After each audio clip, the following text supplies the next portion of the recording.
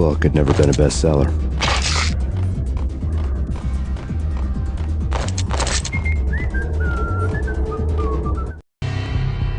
Given the setting, I was surprised to find that somebody had been passing time reading.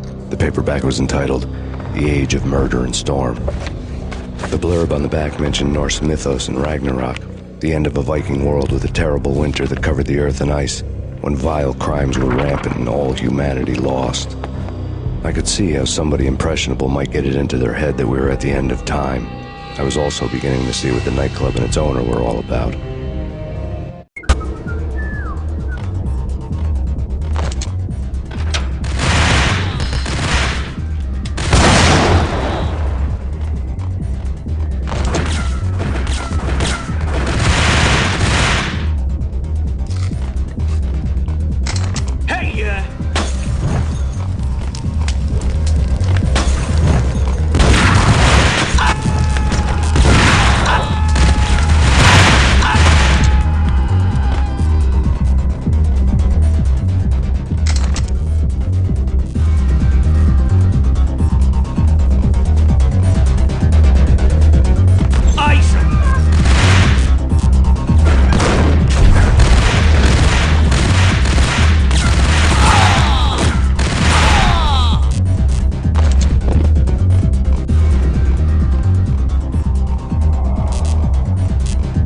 On the occult had been. The room was stacked with light reading, such as Necronomicon, Witchcraft, and Paradise Lost. Old exotic titles like Malleus Maleficarum and De Umbrarum Reini Novum Portus. Books with pentagrams on their covers, all dealing with the occult and the infernal. Lying between stacks of horror videos and a couple of Ouija boards. The only thing I could take seriously was the thought of Lupino taking it seriously. He had been spending a lot of time getting intimate with the guy downstairs.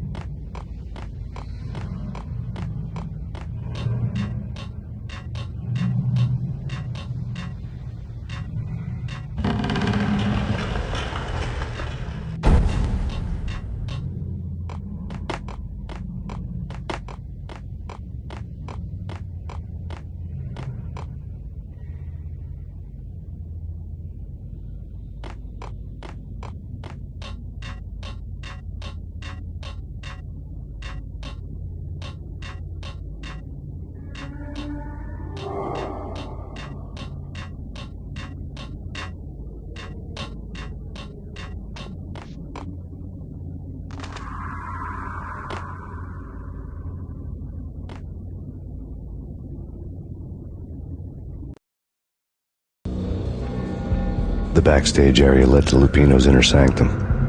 The hot air inside was like an invisible wall, thick with incense and something else, a sickly sweet smell that made you gag. This was the rotten core of the Big Apple. Lupino lurked somewhere ahead, like a spider at the center of his web, waiting. The vapors in the air started to make my head swim. Torn pieces of a letter lay scattered on the sofa.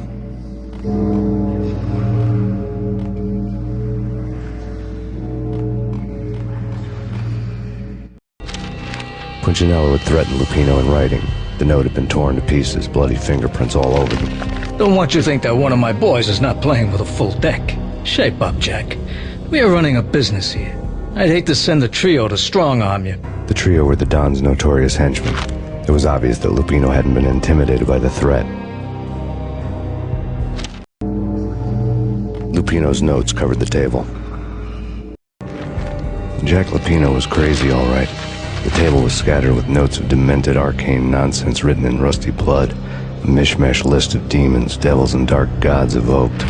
Beelzebub, Asmodeus, Baphomet, Lucifer, Loki, Cthulhu, Lilith, Hela! Blood given to you all. He was after that old Faustian deal, your soul for power and fortune. Just sign on the dotted line with your blood. Lupino's notebook lay on the pedestal. The flesh of fallen angels! Come to me all! Astaroth, Beelzebub, Asmodeus, Baphomet, Lucifer, Loki, Satan, Cthulhu, Lilith, Hela! Blood to you all! Secret. The skin of reality. I've seen it. The corruption of flesh. Ow! I'm the wolf, yeah! I am the wolf! It's close. It's coming. You have come. The end of time.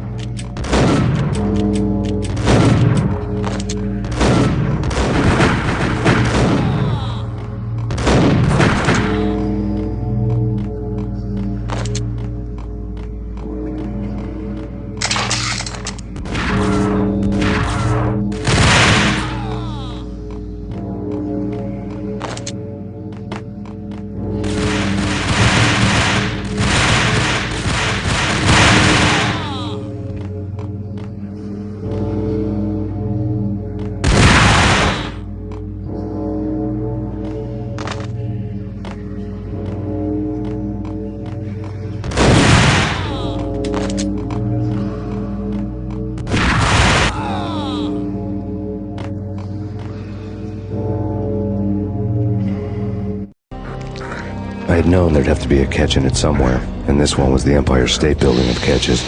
Lupino was pumped up and dying to go 15 rounds with a mutant alligator. And then he started this spooky monkey talk, straight from a bad dream. Mine. I have tasted the flesh of fallen angels. I've tasted the devil's green blood. It runs in my veins. I've seen beyond a world of skin, the architecture of blood and bow and arrow. Death is coming! She is coming, and hell follows with her. This is the twilight winter. I am ready to be her son. Her time is now, and all who stand in her way must die!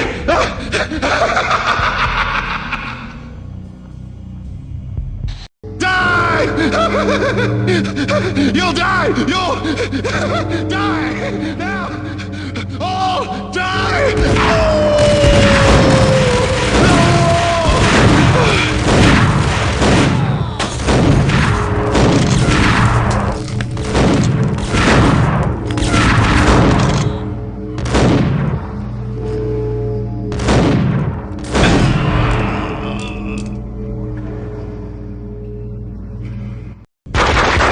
Lupino finally went down. I wanted to make real sure he'd stay that way. V was a bad monster. Turned them into friggin' zombie demons from outer space. I think he's dead already. Huh? And that's when it happened.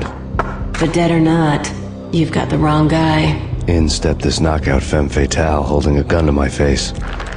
I returned the favor.